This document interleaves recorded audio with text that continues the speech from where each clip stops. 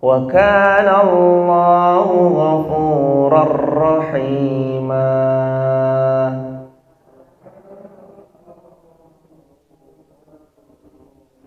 Wa idza darabtum fil ardh فليس عليكم جناح أن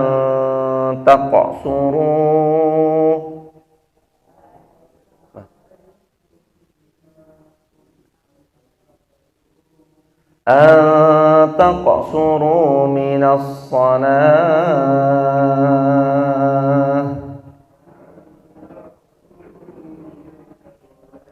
إن خفتم أن يفتنكم الذين كفروا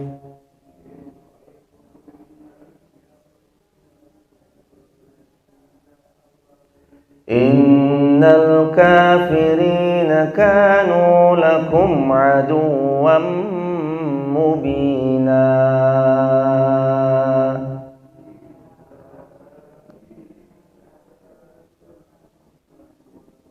Terakhir, wa idza kunta fihim fa aqamta lahumus shalah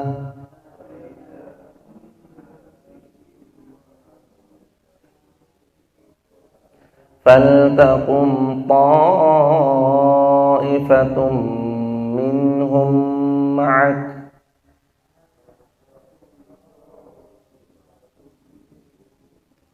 وَلْيَأْخُذُوا أَسْلِحَتَهُمْ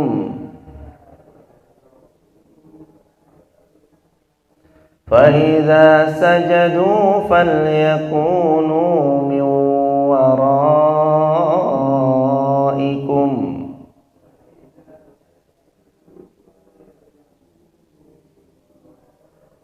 وَلْتَأْتِ طَائِفَةٌ أُخْرَى لَمْ يُصَلُّوا فَلْيُصَلُّوا مَعَكَ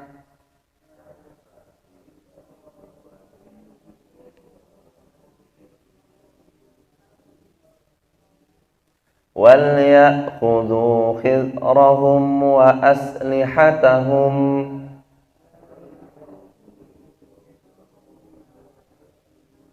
وَدَّ الَّذِينَ كَفَرُوا لَوْ تَغْفُلُونَ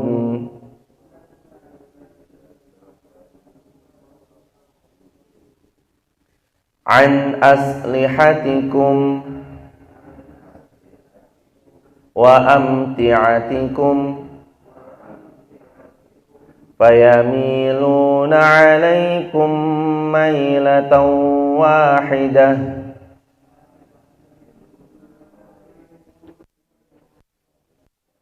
وَلَا جُنَاحَ عَلَيْكُمْ إِن كَانَ بِكُمْ أَذًى مِّن مَّطَرٍ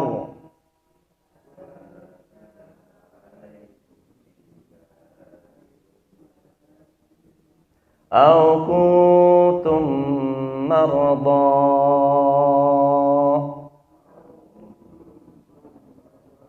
أَن تَضَعُوا أسلحتكم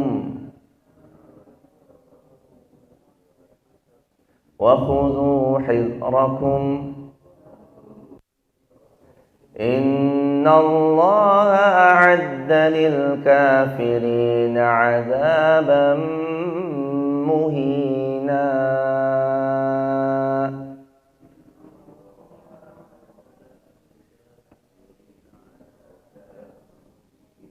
Allahumma arhamna bil Quran. Semoga Allah merahmati kita semua dengan Al-Quran. Buat teman-teman yang di rumah, kalau punya kitab tafsir Ibnu Katsir yang seperti ini, buka jilid yang keduanya, halamannya halaman 639. Halamannya 639. Ayat ke-100 An-Nisa, Allah berfirman, Bismillahirrahmanirrahim, dan barang siapa yang berhijrah di jalan Allah, niscaya mereka akan mendapatkan bumi ini tempat hijrah yang luas dan rezeki yang banyak. Jamaah yang dirahmati Allah, poin yang pertama, siapa yang hijrah menuju Allah, dia akan dapat tempat Allah ini luas dan rezeki yang banyak. Orang bertanya, saya ini kok habis hijrah, malah hidup saya sengsara. Saya ini kenapa habis hijrah, kok hidup saya malah susah. Saya ini kenapa habis saya hijrah, kok hidup saya malah nelangsa. Sebelumnya saya mendapatkan uang 50.000 mudah, sekarang dapat uang 50.000 aja susah. Mana terus? Sedangkan ayatnya berbunyi, siapa yang berhijrah kepada Allah, bumi tempat hijrah ini luas dan dia pasti dapat rezeki yang banyak. Lah terus yang benar yang mana nih? Kenyataannya nggak kayak gitu, saya nggak dapat rezeki yang banyak. Tapi Allah malah sempitkan rezeki ke saya setelah saya hijrah.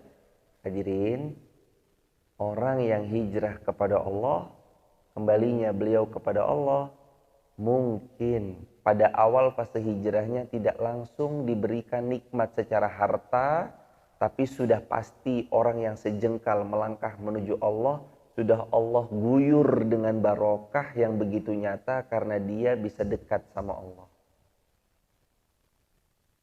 Saya kira nikmat itu berupa materi, tapi ternyata nikmat itu adalah nikmat berupa kesehatan mendekat kepada Allah. Banyak orang menyangka nikmat itu harus bentuknya harta, uang, nominal, angka, motor, mobil, rumah. Tapi harta termahal yang Allah berikan adalah kesehatannya dipakai untuk taat kepada Allah dan tidak bermaksiat kepada Allah. Maka kalau ada yang nanya, lah mana hartanya? Loh jamaah, ditakdir Allah sujud 2 rakaat sebelum sholat subuh tadi aja, itu sudah lebih baik daripada dunia dan seisinya. Maka yang Allah berikan untuk orang yang hijrah itu belum harta dulu, belum motor dulu, belum mobil dulu, belum kemudahan dalam mengais daripada nominal angka dan angka dulu. Tapi yang Allah berikan kepada mereka yang awalnya berhijrah kepada Allah adalah ketenangan hati. Yang Allah berikan apa hadirin? Hatinya tenang. Karena sabda Nabi, fa innal khaira tuma'ninah wa inna syarra ribah. Kalau kamu buat baik hatimu tenang, kalau kamu buat buruk hatimu gelisah. Tulis di kolom komentar ya teman-teman, kalau berkenan mohon izin. Kalau kita berbuat baik hati kita tenang, kalau kita berbuat buruk hati kita pasti gelisah. Dan itu rumusnya baginda Rasulullah Sallallahu Alaihi Wasallam. Jadi yang dimaknai luas di sini juga dikatakan oleh para ulama, di antara maksud daripada katsirau wasa'ah, dia akan mendapati bahwa rezeki Allah itu sangat luas. Mananya juga Allah memberikan rezeki dari arah yang tidak diduga-duga. Wa may yattaqillaha yaj'al lahu raja wa yarzuquhu min haitsu la yahtasib. Siapa yang bertakwa kepada Allah, Allah berikan jalan keluar. Siapa yang bertakwa kepada Allah, Allah berikan min haitsu la yahtasib, rezeki dari arah yang tidak pernah diduga-duga. Juga jemaah, ini ayat yang dikatakan oleh Al-Imam Mujahid, muraghaman katsira, yakni Allah hindarkan dari apa-apa yang tidak Allah sukai. Adapun wasa'ah, kata Imam Mujahid artinya rizki. Sebagaimana halaman 639 mengenai firman Allah, yajid fil ardi muraghaman katsira wasa'ah. Engkau akan dapati bumi ini tempat hijrah yang luas dan rezeki yang banyak, yakni demi Allah, sesiapa yang berhijrah kepada Allah, Qatadah mengatakan, maka ia akan mendapat hidayah dari Allah dan dia akan menuju kekayaan yang hakiki. Kekayaan yang sebenarnya itu adalah kekayaan yang membuat kita makin dekat sama Allah. Kalau ada kekayaan membuat kita makin jauh dari Allah, itu bukan kekayaan, tapi itu istidraj. Dikatakan oleh para ulama, diantaranya adalah Imam Hasan Al-Basri. Rezeki disebut rezeki kalau dia membuat dekat sama Allah. Rezeki bukan disebut rezeki, tapi malah itu menjadi musibah manakala menjauhkan pemiliknya dari Allah. Contoh, jamaah lagi diberi rezeki sama Allah Subhanahu wa taala uang 30 sampai 40 juta. Lalu dengan uang itu jamaah mengingat Allah. saya punya kewajiban apa nih kepada Allah dengan uang yang Allah karuniai. Lalu dengannya jamaah dengan pertolongan Allah mengingat-ingat Allah. Lalu jamaah berbuat baik dengan uang yang Allah titipkan. Hadirin pakai untuk berderma, pakai sedekah, pakai santuni anak yatim. Dengan uang tersebut juga jamaah membeli apa-apa yang Allah sukai, apa-apa yang Allah ridhoi. Ini makin barokah nih apa yang beliau punya. Ingat umrah, dipakai untuk berangkat umrah. Kalau ada di antara hadirin yang terus kemudian mendapati bahwa dirinya kekurangan, maka dia juga nggak pernah lupa bahwa Allahnya pasti mencukupkan apapun yang ia butuhkan. Nah kalau misalkan ada orang, contoh lagi, punya banyak rezeki tapi membuat dia lalai dari Allah, rezekinya malah membuat dia terlena dari kewajibannya kepada Allah. Ada orang yang demikian memang, dan responnya dari Allah, Allah akan membuat ia lalai terus kepada Allah. Dibiarkan sampai satu ketika azab itu mendatanginya secara tiba-tiba. Istidraj. Maka ciri rezeki yang barokah 3. Masih ingat ya? Yang pertama, banyaknya tidak memudaratkan. Yang kedua, sedikitnya tidak membuat kita lupa bersyukur. Yang ketiga, membuat pemiliknya semakin dekat kepada Allah. Itu ciri rezeki yang barokah. Jadi yang dimaksud muraghaman katsira artinya luas tempat hijrah ini. Kita nggak bisa hijrah atau kita nggak bisa dekat kepada Allah karena lingkungan yang buruk, pindah aja. Muraghaman katsira wasa'. Ada di satu kota ini, pindah kota yang lain, pindah kota yang lain. Pilih tempat yang kondusif buat kondisi iman. Carilah tempat yang kondusif buat kondisi iman. Bukankah ada orang yang telah membunuh 100 orang lalu kemudian disuruh sama ustadznya, sama tuan gurunya, kamu pindah dari tempatmu sebelumnya. Lalu dia pindah dari kota sebelumnya menuju kota yang dia tuju. Tapi sayang di pertengahan jalan kematian lebih cepat daripada yang ia duga. Tapi Allah masukkan dia ke dalam syurga. Sebab karena dia adalah orang yang jujur. Jujur jemaah. Jujur karena dia berhijrah, meninggalkan tempat yang lama. Dan dia mau meninggalkan circle-circle lamanya karena ini menuju circle yang baik. Kita perlu safar menuju satu tempat yang baik. Ada ibu dan bapak dan emas dari Banjarnegara jauh-jauh. Ada ibu dari desa seberang yang sudah dari pagi datang. Kita butuh jemaah. Iman butuh dirawat. Bukan cuma sekedar tanaman butuh dirawat, tapi imannya juga butuh dirawat. Imannya ayo kita rawat. Muraghaman katsira wasa'. Kemudian hadirin, wa may yakhruj min baitihi muhajiran ila Allah wa rasulih. Barang siapa yang yakhruj, sengaja keluar, min dari baitihi, rumah beliau, muhajiran, niat hijrahnya adalah ilallahi, menuju Allah, wa rasulihi, dan mencari Rasulullah sallallahu alaihi wasallam. Niat hijrah cuma boleh 2. 1, mencari ridhonya Allah. 2, meneladani baginda Rasulullah. Selain itu tidak ada. Niat hijrah cuma boleh 2. 1, cari ridho Allah. 2, meneladani baginda Rasulullah. Dan harus menyengaja yakhruj, dia keluar, min dari baitihi, rumahnya. Sengaja dia keluar cari ilmu.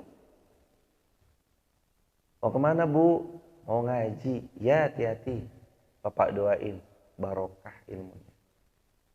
Mau kemana pak? Mau ngaji. Ya Bapak doain semoga berkah ilmunya. Sengaja memang sengaja. Yakhruju min baitihi, sengaja keluar dari rumahnya. Yakhruj min baitihi muhajaran ilallahi wa rasulih, menyengaja dia keluar dari rumahnya pagi, siang, sore ataupun malamnya, selama ada kesempatan, ada kesehatan, ada keluangan, dipakai untuk mendekat kepada Allah, meneladani baginda Rasulullah, muhajaran ilallahi wa rasulih, Kalau dia pakai berhijrahnya untuk Allah semata dan Rasulnya semata, tsumma yudrikul maut, kemudian kematian datang lebih cepat dari yang ia duga, faqad waqa'a ajruhu 'ala Allah, maka telah tetap pahalanya di sisi Allah. Ayat ini juga berkisah tentang seseorang yang telah membunuh 99 orang, datang kepada guru, guru ini dipintainya untuk menjawab pertanyaan. Wahai Tuan Guru, kalau misalkan saya bertaubat, saya sudah bunuh 99, kalau saya bertobat, apakah saya akan diterima taubatnya? Kata orang ini, ternyata orang ini nggak berilmu. Orang ini jawab, ya nggak bisa.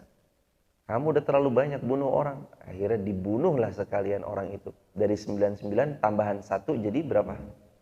100. Tapi hatinya jujur. Saya walaupun sudah bunuh 100 orang, saya mau taubat sama Allah. Saya datang lagi mencari guru. Ketemu sama guru yang benar, guru yang tepat, berilmu, beramal. Baik Tuan Guru, saya sudah bunuh 100 orang. Apakah kalau saya tobat kepada Allah, tobat saya diterima? Kata guru beliau, ya. Walaupun kamu sudah bunuh 100 orang, taubatmu jika taubatan nasuha, Allah terima.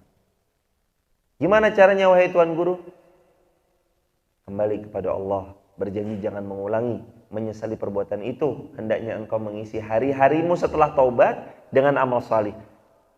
Karena aku mendapati engkau tinggal di wilayah yang membuatmu pasti terperosok dalam jurang maksiat, pindah kamu ke kota fulan. Dia pulang, packing-packing, kemas-kemas, pamitan kepada tuan gurunya, di tengah-tengah jalan meninggal dunia. Tsumma yudrikuhul maut. Kematian datang lebih cepat dari yang ia sangka, dari yang ia kira. Dia kira dia akan sampai ke kota yang dia tuju, ternyata tidak. Dia kira dia akan sampai pada hari esok, ternyata tidak. Seperti itulah hidup. Kematian selalu datang tiba-tiba. Dia kira dia sampai ke wilayah yang dituju jamaah, ternyata enggak. Di tengah jalan dia mati. Tsumma yudrikuhul maut faqad waqa'a ajruhu 'ala Allah. Kemudian mati di tengah jalan beliau. Dalam perjalanannya menuju kampung yang dia tuju agar kondisi imannya menjadi baik, faqad waqa'a ajruhu 'ala Allah. Maka Allah tetapkan pahala di sisinya dan dia pun laki-laki ini masuk ke dalam surganya Allah. Allahu Akbar.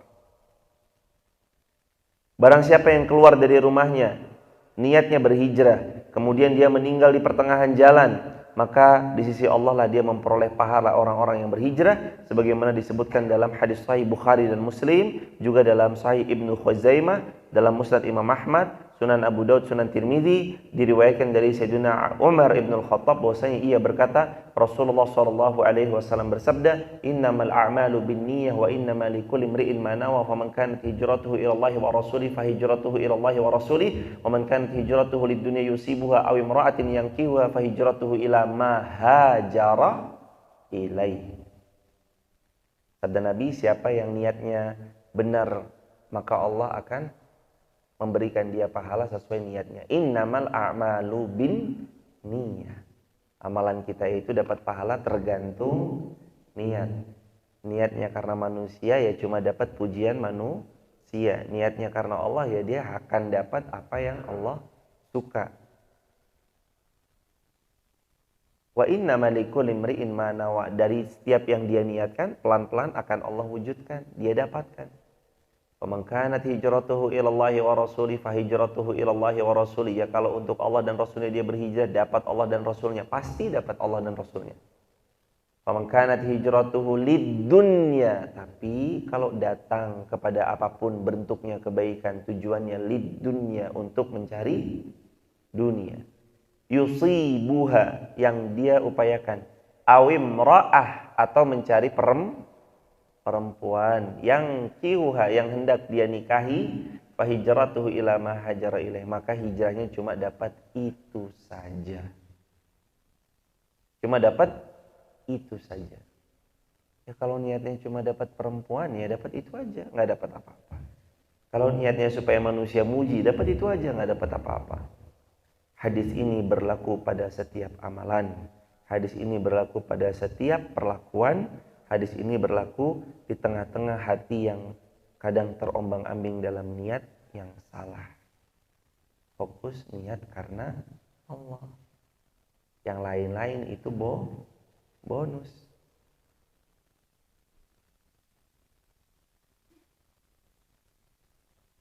Nah, tadi yang saya ceritakan tentang orang yang bunuh 99, dibilang gak bisa tobat lalu dibunuh sekalian jadi 100, itu kisahnya termaktub di halaman 640 kitab tafsir Ibnu Katsir ketika menceritakan tentang orang yang membunuh 100 orang disuruh pindah ke satu wilayah, tinggalkan circle lamanya menuju circle barunya, tapi di tengah jalan dia mati jamaah, lalu malaikat pun mengukur jarak mana yang lebih dekat. Ternyata dia lebih dekat kepada tempat yang sungguh-sungguh dia hendak hijrahi, pindah ke sana, dan ternyata Allah pun memaafkan kesalahannya yang membunuh 100 orang, menerima taubatnya orang tersebut, dan dia pun dimasukkan ke dalam surga. Dalam riwayat ini disebutkan bahwa tatkala maut datang menjemput, ia tetap berusaha dengan susah payah melangkah mendekatkan kepada negeri yang ia tuju.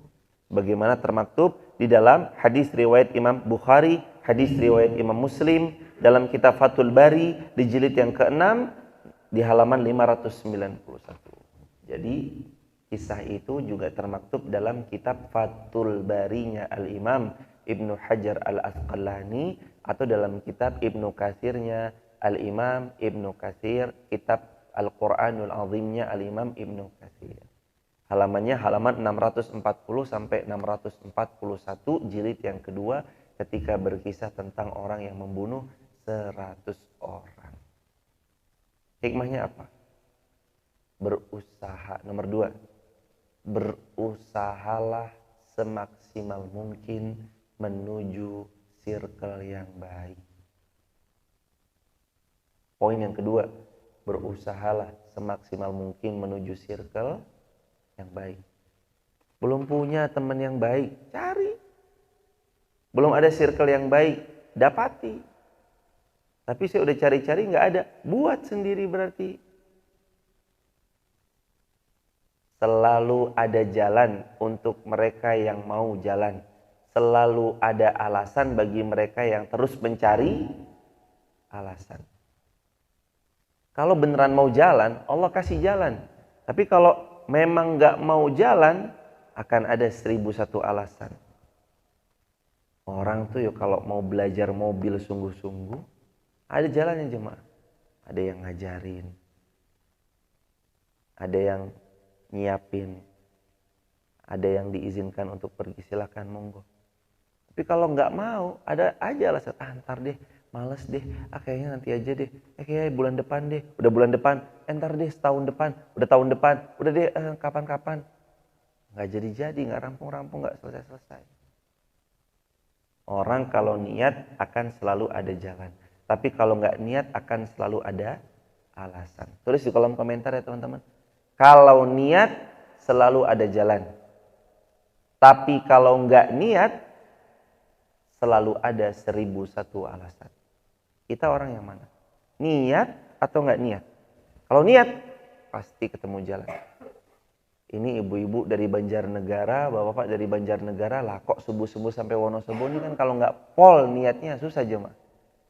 Subuh itu kan kata Nabi SAW salah satu ciri iman, kata Nabi. Iman itu kan salah satunya adalah ada di subuh dan ada di isya. Inna asqalus shalah 'alal munafiqina shalatul fajri wal isya. Sesungguhnya salat yang susah bagi orang-orang yang munafik itu salat subuh dan salat isya. Maka ini dari Banjara berangkat jam berapa Bapak Ibu? Jam 3 jemaah. Dari Banjarnegara berangkat jam 3. Sampai sini jam 4 kurang lebih ya, alhamdulillah. Itu kalau nggak pol niatnya diazamkan dari rumah ya nggak berangkat tuh jemaah.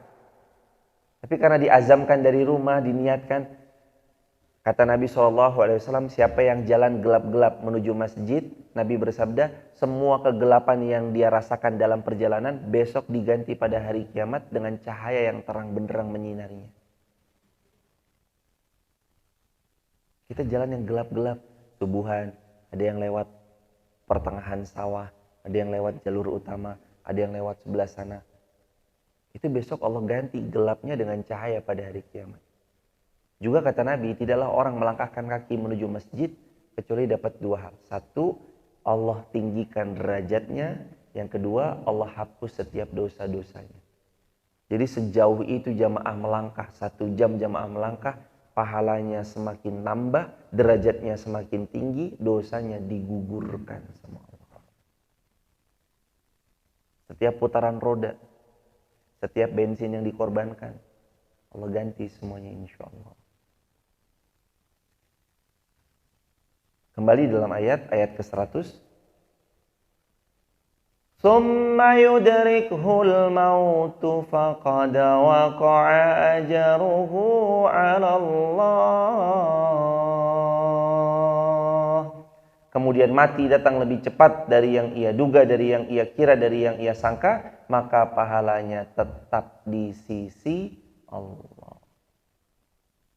Wa kana Allahu ghafurar rahima. Dan sungguh Allah itu Maha Pengampun lagi Maha Penyayang. Jangan pernah merasa Allah tidak mengampuni dosa. Karena Allah pasti akan mengampuni setiap dosa. Asalkan kita taubatan nasuha. Saya ulangi. Jangan pernah merasa dosa kita tidak akan diampuni oleh Allah. Karena sesungguhnya Allah Maha mengampuni segala dosa. Asalkan kita mau bertaubat, taubatan nasuha. Gak mungkin gak diampuni. Tapi saya sudah pernah membunuh, Allah maafkan. Tapi saya sudah pernah zina, Allah maafkan. Tapi pernah riba, Allah maafkan. Tapi pernah curang, Allah maafkan. Tapi bahkan pernah berbuat dosa yang paling besar, meninggalkan sholat secara sengaja, Allah maafkan. Tapi bahkan bukan cuma dosa yang besar, ini dosa yang puncak dari semua dosa-dosa besar. Berbuat syirik pun saya pernah lakukan. Saya harus gimana? Taubatan nasuha, Allah maafkan semua dosa. Allah itu Ghafurur Rahim, Maha Pengampun. Semuanya diampuni sama Allah. Kadang itu lisannya kita yang merasa manusia ini tidak berhak dapat ampunan Allah. Padahal Allahnya ya Maha Pengampun. Allahnya tuh pol Maha Pengampunnya jemaah. Tapi kadang lisan kita ini loh hadirin, lisan kita ini loh sembarangan bilang, wah jenengan gak mungkin diampuni mas, mbak. Jangan sembarangan jemaah. Allah tuh baik, mengampuni setiap dosa. Asalkan taubatan nasuha, meninggalkan seketika, janji tidak akan mengulangi, dan berikutnya hendaknya masing-masing dia mengisi hari-harinya dengan amal saleh. Harus dengan amal saleh. Wa idza darabtum fil ardi falaysa 'alaykum junah taqsuru minas salah in khiftum an yaftinakumul ladzina kafaru innal kafirina kanu lakum aduwwan mubina. Dan apabila kamu berpergian di bumi, maka tidaklah berdosa kamu mengqashar salatmu jika kamu takut daripada serangan orang-orang yang tidak beriman. Poin berikutnya, Allah Subhanahu wa taala memberitahu kepada kita kalau kita lagi safar boleh jamak qashar. Bukan cuma di jamak, tapi jamak qashar. Apa makna qashar? Qasir, dipendekkan. Yang 4 rakaat jadi 2 rakaat. Yang 3 rakaat jadi 3 rakaat. Yang nggak terus jadi 1,5 cuma. Yang 2 rakaat jadi ya tetap 2, nggak bisa jadi 1. Dan yang biasanya di jamak qashar, baik jamak takdim ataupun jamak takhir, itu biasanya sholat zuhur, asar, maghrib, isya. Karena subuh kan panjang. Dari isya ke subuh panjang, subuh ke zuhur panjang. Jadi kalau sholat subuh biasanya tuh nggak dijamak. Apa ini? Pak, sholatnya kok tadi banyak banget? Dijamak buat 1 hari. Waduh. Subuh, zuhur, asar, maghrib, isya. Enggak jamak. Atau ada yang jamak buat 1 minggu. Atau ada yang pulang umroh karena Nabi bersabda SAW, sesungguhnya umroh, sholat di Masjidil Haram 100.000 pahalanya dibanding sholat di masjid lain. Lah kalau 100.000 dibagi 365 hari itu seperti kita sholat 274 tahun. Itu baru sholat sendiri. Kalau sholat berjamaah seperti 7.398 tahun. Kalau dibulatkan seperti 7.400 tahun sholat. Itu baru 1 kali sholat. Lah kalau sholatnya kita ada 5 waktu, 7.300, 7.400an dikali 5 waktu, ketemunya 36.000 tahun kita sholat. Ya wes, nanti pas pulang umroh udah nggak usah sholat lagi berarti. Wah, loh kenapa Pak nggak sholat? Ya udah kok sholat di sana. Kan 1 harinya seperti 36.000 tahun. Nah ini baru 5 hari udah nggak usah sholat, masih 36.000 tahun pahalanya. Ya nggak gitu jemaah. Justru Allah jadikan kita ringan. 1, Allah mempermudah kita ketika safar. Tapi yang kedua, Allah jadikan di jamaah itu supaya tetap nyambung, terkoneksi antara hamba dengan Rabb-nya. Jadi hati kita tuh ya tetap klok, tetap nyambung sama Allah jemaah. Ada Allah, kita sholat ingat Allah, kita sholat jadi datang lagi kepada Allah, kita sholat ngadu lagi kepada Allah. Itu tugas ya orang yang terus menjaga sholatnya. Wa idza darabtum fil ardi falaysa 'alaikum junahun an taqsuru minas shalah. Boleh kalian antak suruh mengqasar, jamak qasar, udah dijamak qasar. Antak suruh minas shalah, boleh jamak qasar, memendekkan salat. Apalagi kalau kita takut ada orang-orang yang tidak beriman yang nanti mengganggu kita. Innal kafirina kanu lakum aduwwan mubina. Sesungguhnya orang-orang yang tidak beriman itu adalah musuh yang nyata bagi kalian. Ayat 102 ini panjang sekali. Dan apabila engkau Muhammad berada di tengah-tengah sahabatmu, lalu engkau hendak melaksanakan sholat bersama-sama mereka, maka hendaklah segolongan dari mereka berdiri besertamu dan menyandang daripada senjata mereka, kemudian mereka bersiap-siap. Apabila mereka yang sholat besertamu sujud telah menyempurnakan 1 rakaat, maka hendaklah mereka pindah dari belakangmu untuk menghadapi musuh-musuh, dan hendaklah datang golongan yang lain yang belum sholat, lalu mereka sholat denganmu. Hendaklah mereka bersiap siaga, memegang senjata, agar orang-orang kafir yang ingin menyelakaimu atau membuat mudarat untukmu di tengah-tengah sholatmu terhadap harta bendamu, dirimu, senjatamu, maka mereka akan ketakutan. Lalu mereka menyerbu kamu sekaligus, dan tidak mengapa kamu meletakkan senjata-senjatamu jika kamu mendapatkan satu kesusahan karena hujan atau karena kamu sakit. Bersiap siagalah kamu, sesungguhnya Allah telah menyediakan azab bagi orang-orang yang kafir dengan azab yang menghinakan. Hadirin, ayat ini panjang. Kita buat mudahnya begini.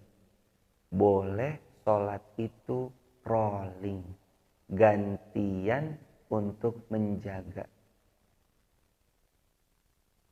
Ayo sekarang masuk ke sholat. Siapa dulu? Saya dulu. Kloter pertama. Yang lain jagain. Yang lagi sholat dijagain. Pada zaman itu karena kadang orang-orang tuh ketika sholat tuh bisa nyerang Nabi tiba-tiba, maka sahabat ada yang belum sholat dulu, megang senjata, menjaga Nabi SAW. Hari ini pun jamaah kalau melihat, insya Allah nanti kita berangkat haji bareng, umroh bareng ke Baitullah. Kalau sholat di Baitullah itu ada askar yang jaga imamnya. Askarnya nggak sholat dulu. Setelah semua jamaah selesai sholat, baru askarnya sholat. Tapi tugas beliau menjaga, takut-takut imamnya nanti dicelakai, takut-takut ada yang berbuat yang tidak Allah sukai, jaga. Dan itu boleh, ini ayatnya. Boleh kalau kalian itu yang belum sholat menjaga yang sholat, nanti yang sholat selesai gantian yang sholat menjaga yang belum sholat. Saling menjaga. Rolling aja. Oh berarti saya boleh ya? Boleh. Kalau memang kondisinya demikian. Tapi kalau kondisinya aman-aman, damai, sentosa, ya sholat bareng enak. Kondisinya aman, damai, sentosa, ya sholat bareng aja jemaah, enak bareng-bareng. Jemaah mendapati misalkan nanti jemaah punya toko, tokonya aman, aman. Ya udah sholat bareng. Ayo jam setengah 12, yuk istirahat sampai setengah 1. Istirahat, suruh sholat. Habis itu mereka istirahat, biarin bareng-bareng. Gak usah rolling-rollingan. Yang ini nanti ini, nah itu. Kecuali lah jamaah mungkin saking padatnya, saking sibuknya boleh dia rolling. Tapi kalau kiranya aman, semuanya bisa sholat on time tepat waktu, sholat on time tepat waktu. Karena amal yang paling Allah cintai adalah sholat tepat waktu, sholat on time. Ini ada di halaman 645, sholat khauf. Ayat ini berkenaan dengan sholat ketika rasa khawatir, ketakutan itu melanda.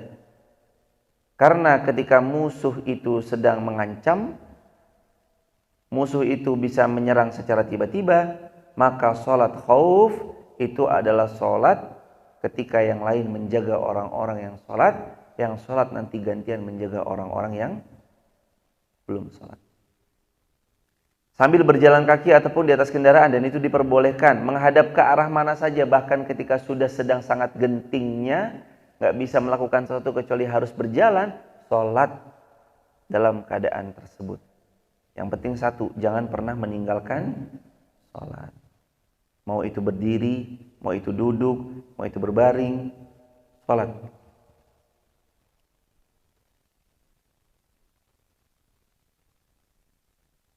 Dan sholat khauf ini sholat yang ketika kondisi benar-benar tidak aman. Khauf itu artinya khawatir yang luar biasa gitu, bercampur takut. Nah kalau dalam kondisi seperti ini, silahkan jemaah saling backup, membackup. Kita perlu juga menjaga nyawa saudara kita yang lain. Itu boleh dilakukan, dan ketika sahabat Nabi SAW waktu itu berada pada kondisi yang sangat mencekam, beliau sholat khauf di jamak qashar, dan kadang beliau juga kalau memang memaksakan diri harus jalan karena takut, maka beliau pun jalan sambil sholat. Ya, itulah sholat khauf. Hadapkan ke arah mana saja? Iya, hadapkan ke arah mana saja. Karena bila mana kalau menghadap ke arah kiblat kok dirasa nanti musuh bisa mengetahui, menghadap ke arah selain itu, ada sebagian yang berpendapat karena uzur syar'i atau darurat diperkenankan. Tapi selagi bisa menghadap ke arah kiblat, maka silakan menghadap ke arah kiblat. Ini tentang ayat 102. Ayat 103 insya Allah besok akan kita perdalam, kita ngaji bareng insya Allah. Dan hadirin jamaah yang dirahmati Allah, terima kasih sudah membersamai belajar bareng-bareng bersama-sama. Semoga Allah karuniai kita keberkahan. Kalau ada yang mau bertanya silahkan nanti bertanya. Sebelum bertanya, buat teman-teman yang mau bergabung di grup WhatsApp kajian saya, silahkan tap link di bio, nanti sebut nama, asal kota, asal negara. Klik link di bio www.uir.co.id. Nanti itu muncul ada apa, info lengkap semuanya di sana. Info haji umroh haji furoda umroh ada di sana, ada info tentang gabung grup UIR ada di sana, info yang lain-lain juga ada di sana. Semoga Allah berkahi kita semua. Kita buka sesi tanya jawab, waktu dan tempat dipersilakan. Ada tanya jawab? Silakan Mas, fadhol. Waalaikumsalam warahmatullahi wabarakatuh, Masku. Silakan Masku.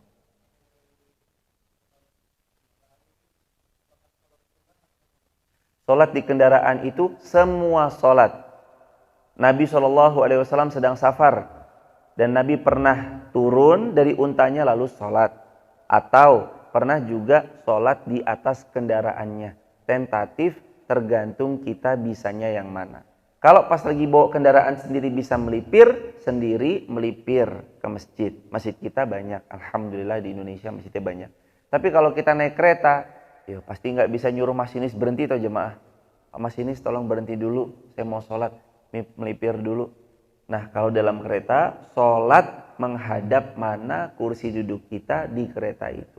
Dan itu sah-sah. Tapi kalau saya mau berdiri, sekarang kan udah ada banyak ya, maskapai pesawat, ada Saudi Airlines, itu menyiapkan musola di belakang, bisa sholat di musolanya, monggo. Tapi kalau mau sholat di atas bangku atau kursinya, silahkan dan itu sah. Berlaku untuk sholat wajib dan sholat sunnah. Tapi mohon izin, ketika sholat wajib saja Allah kasih keringanan dikosor. Maka tidak ada sholat sunnah, karena wajibnya aja dikosor.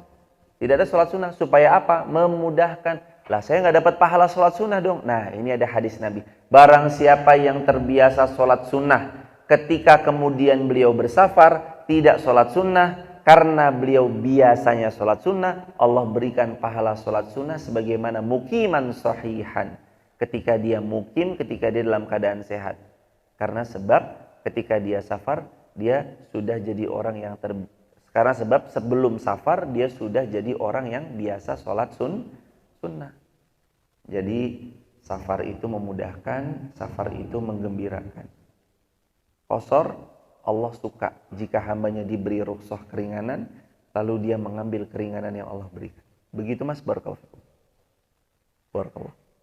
Ada lagi pertanyaan, fadhal. Ada lagi pertanyaan hadirin? Ibu dari Banjar ada pertanyaan, Mbak? Adek, Soleh, Hah? Ada yang mau nanya? Dari Instagram.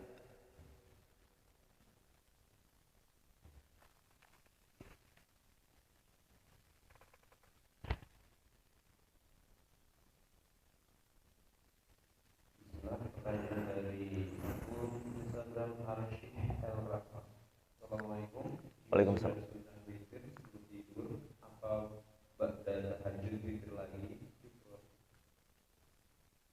Semoga Allah memuliakan yang bertanya suara besar. Apakah ada sholat witir lagi setelah sholat witir sebelum tidur? Nanti tahajud perlukah witir lagi? Jawaban baginda Rasulullah SAW dalam hadis riwayat Imam Muslim dengan sanad hadis yang sahih, la witrani fi lailatin. Tidak ada sholat witir 2 kali dalam 1 malam. Jadi cukup kalau sudah sebelum tidur sholat witir, cukup. Nanti kalau misalkan sebelum tidur belum sholat witir, bangun tahajud, ya silakan sholat witir.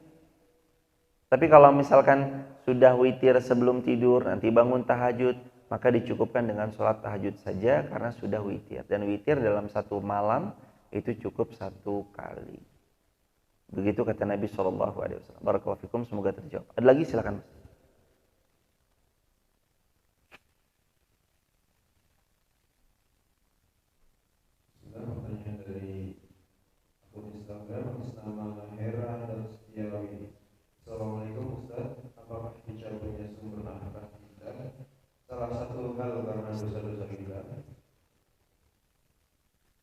Apakah dicabutnya sumber nafkah kita, rezeki kita itu disebabkan karena dosa-dosa kita? Apapun musibah yang menimpa diri kita, bima kasabat aidikum, itu sebab karena perbuatan kalian. Aduh, saya banyak dosa nih. Bagus kalau mengakui itu sebagai refleksi supaya kita memperbaiki diri. Tapi habis itu semangat, jemput lagi. Kalau kita tahu ini pasti cara Allah mencuci saya, Allah lagi cuci saya, Allah lagi buat saya untuk bersih dari dosa-dosa, dan saat Allah mencintai seorang hamba, Allah akan uji dia. Yang dengan ujian itu dia bersabar, yang dengan ujian itu gugurlah dosa-dosanya. Nanti kalau dosanya sudah gugur, di sana udah nggak kena tanggung jawab lagi. Udah nggak mempertanggungjawabkan dalam perihal dosa yang dia lakukan karena dicucinya sudah dicuci di dunia. Tetap nanti diperlihatkan dulu pernah berbuat dosa ini, tapi ada keterangannya. Sudah Allah maafkan. Dengan rasa sabarnya ketika di dunia Allah berikan ujian. Makanya ujian itu Sahabat yang dirahmati Allah, ujian itu membuat kita makin dekat sama Allah harusnya. Bukan ujian itu membuat kita semakin jauh dari Allah. Karena siapa yang dapat ujian lalu dia sabar dan mendekat kepada Allah, dia pasti akan selamat. Tapi kata Nabi, siapa yang malas-malasannya membuat dia semakin jauh dari Allah dan melakukan yang tidak Allah sukai, maka dia pasti akan binasa. Waliyadzubillahi min dzalik. Barakallahu fikum. Pertanyaan terakhir, ada? Silakan Mas.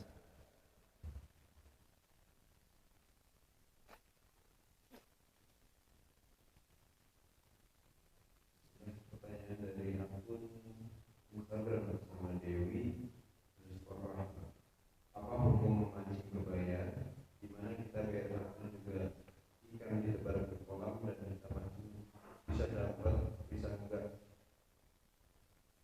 hukum memancing kebaya. Semoga Allah memuliakan yang bertanya surga besar dan seluruh kaum muslimin dimanapun berada.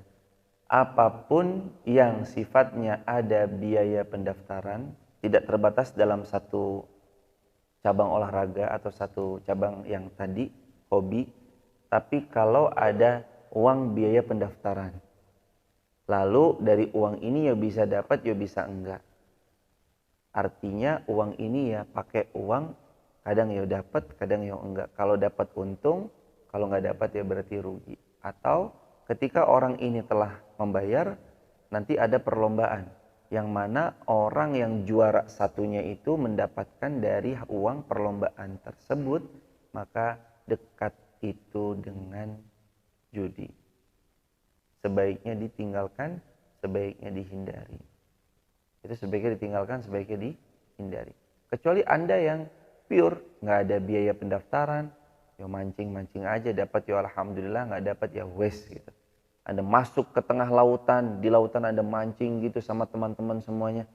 Ada biaya pendaftaran? Nggak ada. Lah keluar dana sendiri, tapi kan bukan sedang dalam berlomba. Karena memang hobi. Dia nyewa kapal boot sampai ke tengah, mancing semuanya sendiri. Karena memang hobinya, silakan. Tapi kalau nanti ini lomba siapa yang dapat ikannya paling besar misalnya, maka dari ikan yang paling besar itu nanti akan jadi juara satu. Nanti juara satu dapat hadiah sekian, itu hadiahnya dari uang pendaftaran yang tadi, maka judi sebaiknya dihindari. Barakallahu fikum. Semoga terjawab. Baik jamaah yang dirahmati Allah, sampai sini kita mengaji. Semoga Allah meridhoi apa yang kita pelajari dan Allah memberkahi kita untuk mudah mengamalkan apa yang kita pelajari. Ini matahari sudah terang benderang seperti ini jamaah, dan kata Nabi SAW, "Man shalla ghada fi jama'atin", siapa yang subuh berjamaah, tsumma qa'ada, duduk-duduk dia sesudahnya setelah sholat subuh berjamaah, yazkurullaha, duduk-duduknya sambil berzikir kepada Allah. Zikirnya 3, zikir lisan, baca Quran, atau majlis ilmu. Zikir lisan sudah, tadi kita berzikir. Baca Quran sudah, tadi saya kita baca Quran 3 ayat, 100, 101, 102. Mengingatkan kepada Allah sudah, kita saling mengingatkan untuk kembali kepada Allah. Di hati ini nggak boleh ada siapapun kecuali hanya ada Allah. Yazkurullaha, dia berzikir kepada Allah hatta sampai tatlu asyams, terbitlah matahari. Kalau ini bukan terbit, namanya mataharinya sudah naik sepenggalan. Kalau terbit itu mataharinya masih gelap, remang-remang. Kalau ini sudah terang benderang gini, ini sudah terbit. Tsumma, sesudah terbitnya, shalat rakaatain. Salat berapa rakaat? Rakaatain, 2 rakaat. Kana lahu, maka bagi yang melakukan itu artinya subuh jamaah, berzikir sampai terbit matahari, selepas terbit matahari salat 2 rakaat, kana lahu, maka bagi mereka yang melakukan 3 ini, ka'ajri, dapat pahala seperti hajjatin wa umratin tamah. Dapat pahala seperti pahala haji dan umrah sempurna. Kebayang nggak jemaah? Cuma duduk 1 jam dapat pahala haji umrah 3 kali, sempurna. Lantar pulang saya harus dipanggil Bu Hajano berarti. Ini bukan berhaji, tapi pahala seperti haji. Kalau haji umrah, bismillah, insya Allah nanti Allah sampaikan. Semoga yang datang ke sini yang belum haji segera haji yang terbaik menurut Allah. Yang belum umrah, insya Allah segera umrah di waktu terbaik juga menurut Allah. dan semoga kita semua terus istiqomah, wafatnya kita nanti wafat husnul khatimah. Rabbana atina fid dunya hasanah wa fil akhirati hasanah wa qina azabannar wa adkhilnal jannata ma'al abrar ya azizu ya ghaffar ya rabbal alamin. Subhana rabbika rabbil izzati amma yasifun wa salamun alal mursalin walhamdulillahi rabbil alamin. Terima kasih banyak hadirin semuanya. Semoga Allah memuliakan dunia akhiratnya. Assalamualaikum warahmatullahi wabarakatuh.